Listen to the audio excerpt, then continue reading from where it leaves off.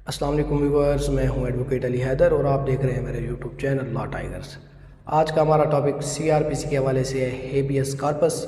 CrPC का section 491 आज हम डिस्कस करेंगे। हेबियस कॉर्पस तो कॉन्स्टिट्यूशन ऑफ पाकिस्तान के आर्टिकल 199 के तहत भी हेबियस कॉर्पस है, लेकिन आज का जो हमारा टॉपिक है 491 ऑफ सीआरपीसी है। थोड़ा सा उन दोनों में डिफरेंस है, तो हेबियस कॉर्पस के बारे में डिस्कस करेंगे। हेबियस कॉर्पस है क्या? इल्लीगल डिटेंशन, ठीक है, या हम कह सकते हैं इल्लीगल कस्टडी होना किसी की, या इम्प्रॉपर कस्टडी होना। जनरल इंट्रोडक्शन अगर हम इसका देखें, अगर पुलिस ने किसी को इल्लीगल कस्टडी में रखा हुआ है तो उसे हम उसके खिलाफ रिट फाइल करके हम पुलिस की इल्लीगल कस्टडी से आज़ाद करवा सकते हैं। और अगर किसी सिविल पर्सन ने किसी को इलीगल कस्टडी में रखा हुआ है, अगर किसी मालिक ने अपने मुलाजिम को इलीगल कस्टडी में रखा हुआ है, ज़बरदस्ती काम करवा रहा है, अगर इसी तरह मियाँ बीवी में तलाक हो गई है और बाप ज़बरदस्ती बच्चों को अपनी कस्टडी में रखा हुआ है, जबकि कोर्ट ने हुक्मनामा जारी किया था कि ये बच्चे माँ के होंगे, और बाप ज़बरदस्ती अपने पास कस्टडी में बाप ने रखा हुआ है, तो ऐसी सूरत में क्या होगा? हम रिट फाइल करेंगे हेबियस कॉर्पस की 491 ऑफ सीआरपीसी के तहत, ताकि हम उसको इल्लीगल कस्टडी से आज़ाद करवा सकें, ठीक है। तो उसमें कोर्ट ऑर्डर जारी करेगी। तो हेबियस कॉर्पस का मतलब ये क्या हुआ? हेबियस कॉर्पस क्या है? हेबियस कॉर्पस किसी को इल्लीगल कस्टडी, इल्लीगल डिटेंशन में जो उसे आज़ाद करवाने के लिए हम ये रिट फाइल करेंगे। तो मीनिंग जो है इसके वो है हैव हिज बॉडी, ठीक है, ये जनरल से मीनिंग है, ठीक है। हैव हिज बॉडी, अपनी बॉडी होना। डेफिनेशन अगर हम इसकी देखें, habeas corpus is a prerogative writ to a person who detain another in custody, ठीक है। एक पर्सन के खिलाफ रिट है, ठीक है, who detain another in custody, जिसने किसी और को अपनी कस्टडी में रखा हुआ है। Commanding him to produce before the court, उसे अदालत हुक्मनामा जारी करेगी कि आपने जिसको इलीगल कस्टडी में रखा हुआ है उसे पेश करें, ठीक है। वो चाहे पुलिस ने रखा हुआ है, चाहे किसी सिविल पर्सन ने रखा हुआ है, या चाहे किसी बाप ने रखा हुआ है, कोई भी, ठीक है, या चाहे किसी और इदारे ने भी इलीगल कस्टडी, इलीगल डिटेंशन अगर किसी के पास है तो फिर कोर्ट ऑर्डर करेगी कि कोर्ट में उसे प्रोड्यूस किया जाए।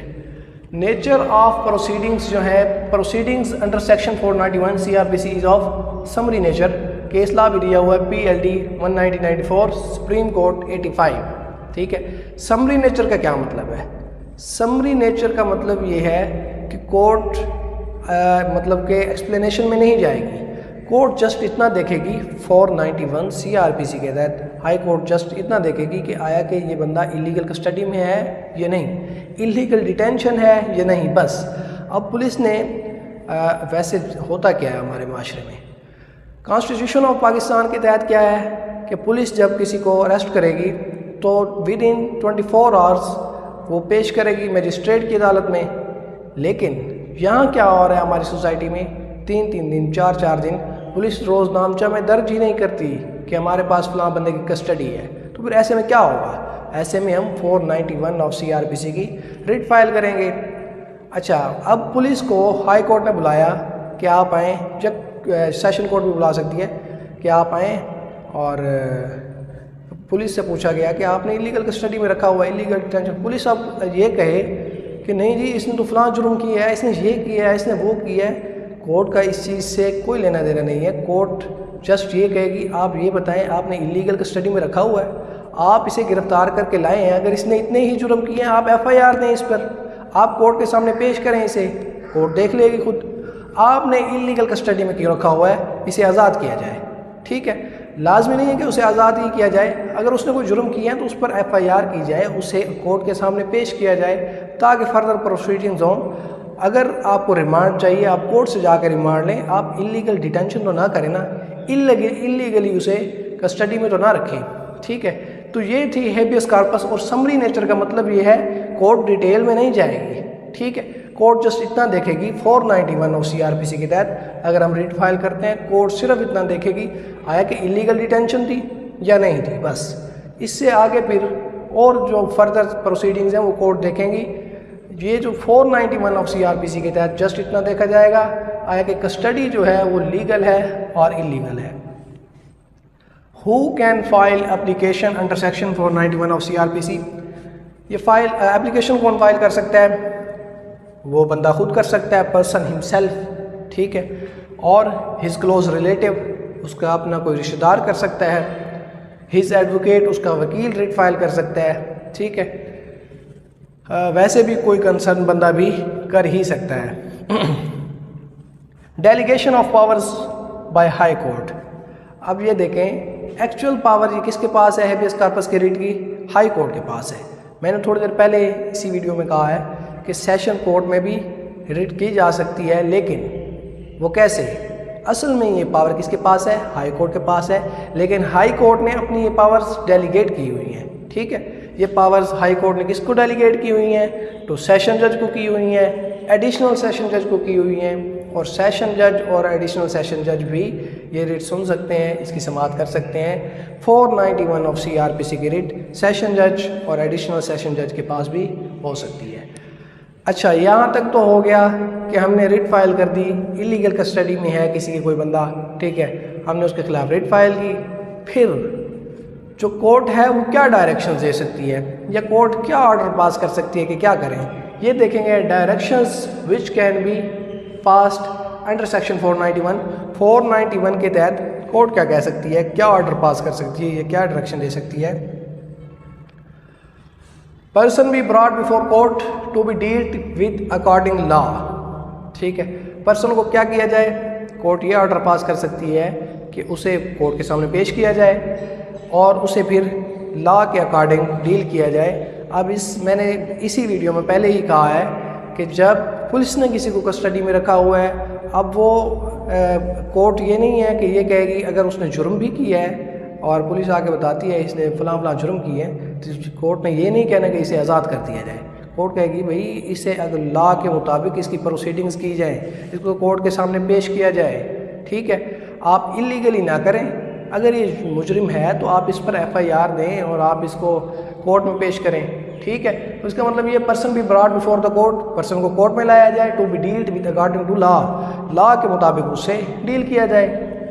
अच्छा, दूसरी तरफ ये ऑर्डर भी पास किया जा सकता है, person be set at liberty. ये इस सूरत में हो सकता है कि किसी सिविल पर्सन ने किसी को मजदूर रखा हुआ है, किसी को मुलाजिम रखा हुआ है इलीगली या ज़बरदस्ती, फिर ऐसी सूरत में कोर्ट क्या कहेगी कि इसे आप आज़ाद कर दें, आप इसे इलीगली कस्टडी में नहीं रख सकते, ठीक है। या फिर जब बच्चा कोई माँ बाप हैं उनके दरमियान तलाक हो चुकी है या कोई इश्यूज चल रहे हैं और कोर्ट ने ऑर्डर पास किए हैं कि आपने ये जो बच्चे हैं 7 साल से कम उम्र के बच्चे, ये माँ के पास रहेंगे, लेकिन बाप ने ज़बरदस्ती छीनकर अपनी कस्टडी में रखे हुए हैं, तो ऐसी सूरत में भी कोर्ट क्या कहेगी कि आप इसको इसकी माँ को दें, ठीक है, इनको आज़ाद कर दें।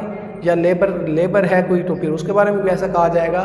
तो ये भी ऑर्डर पास किया जा सकता है, person be set at liberty, कि उसे आज़ाद कर दिया जाए। Prisoner be examined as a witness. अब जो बंदे जेल काट रहे हैं, जो जेल में हैं, उनको गवाह के तौर पर भी बुलाया जा सकता है। उसके लिए भी हम क्या करेंगे? 491 ऑफ CRPC की रिट फाइल करेंगे, उसके तहत उसे गवाही के लिए बुलाया जा सकता है। Prisoners be brought before court martial. अब ये वो हैं जो आर्मी से भागे हुए लोग हैं, ठीक है, तो इसमें क्या होगा? इसमें भी कोर्ट मार्शल होता है, उनको कोर्ट मार्शल के सामने पेश किया जाता है। अब होता तो यूँ है कि आर्मी अपने बंदों को ले जाती है, फिर 3-3, 4-4 महीने कोई पता ही नहीं लगता, लेकिन इस सूरत में उनके घर वाले, उनके रिलेटिव्स वो रिट फाइल कर सकते हैं, इसे कोर्ट मार्शल में पेश किया जाए। इसका क्या बना?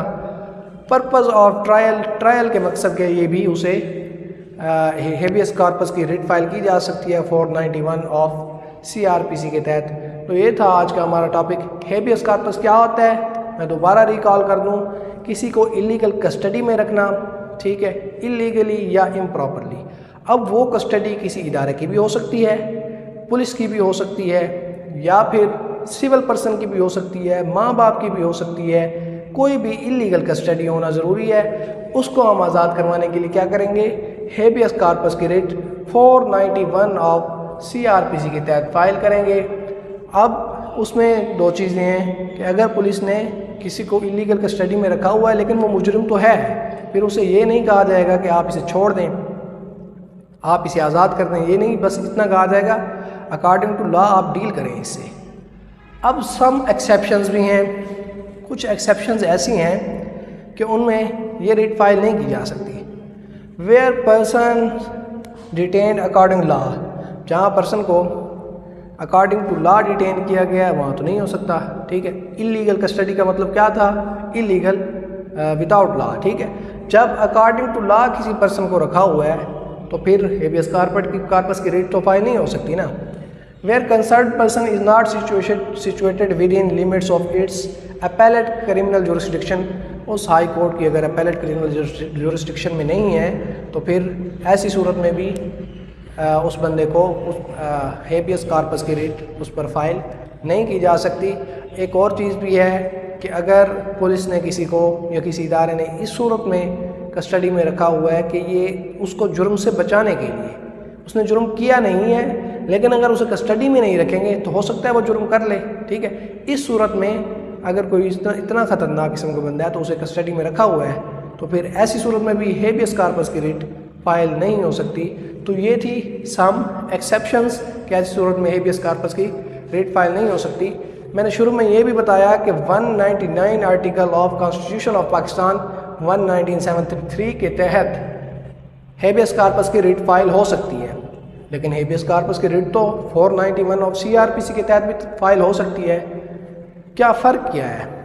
अब इसमें फ़र्क ये है कि यहाँ सिर्फ़ और सिर्फ हेबियस कॉर्पस की जब रिट फाइल होगी तो ये देखा जाएगा आया कि बंदा इलीगली डिटेन्ड है या नहीं है। अगर किसी की इलीगल कस्टडी में है तो उसे आज़ाद कराया जाएगा, इससे आगे फर्दर प्रोसीडिंग्स नहीं होगी। 491 CRPC ये कहता है अगर उस केस के तह तक जाना है, आपने एक्सप्लेन करना है, तो फिर उस सूरत में क्या होगी 199 article of constitution of Pakistan, उसमें उस सारे केस के बारे में जो है ना अंदर तक तह तक उसको सुना जाएगा और उसकी जो है ना फैसले किए जाएंगे, डिसीजन लिए जाएंगे। तो हेबियस कॉर्पस जो article 199 of constitution of Pakistan है उसका ये है कि कम्प्लीटली एक केस की समाअत की जाएगी, ठीक है, उसके डिसीजन किए जाएंगे। फॉर एग्ज़ाम्पल जैसे कि किसी बच्चे की इलीगल कस्टडी अगर बाप के पास है, ठीक है, अब मतलब कोई दूध पीता बच्चा है, ठीक है, अब वो जाएं जी अपना गार्डियन कोर्ट में तो टाइम लगेगा, वो फ़ौरन ही रिट फाइल करें 491 ऑफ CRPC के तहत। दूध पीता बच्चा है तो वो तो माँ के बगैर रह ही नहीं सकता ना, तो कोर्ट ऑर्डर जारी करेगी कि फ़िलहाल ये बच्चा माँ को दे दिया जाए, ठीक है। तो बाद में आप गार्डियन कोर्ट में जाएं, अपना फ़ैसला लें कि ये बच्चा किसके पास रहेगा, ठीक है। तो फिर ये जो CRPC की 491 के तहत हेबियस कॉर्पस होती है, यहाँ सिर्फ समरी किस्म की प्रोसीडिंग्स होती हैं। बस ये कहा जाता है फ़िलहाल ये इलीगल कस्टडी है, अगर आपने अपनी बाकी की केस का फ़ैसला करवाना है तो आप अपनी जो है ना जुरिस्डिक्शन में जाएं, उन कोर्ट्स में जाएं। फॉर एग्जांपल जैसे गार्डियन कोर्ट है, ठीक है, हाई कोर्ट जस्ट इतना करेगी कि जो इलीगल कस्टडी होगी उसे आज़ाद करा देगी। तो ये था आज का हमारा टॉपिक। नेक्स्ट फर्दर CRPC के टॉपिक देखने के लिए हमारे साथ रहिएगा। अल्लाह हाफ़िज़।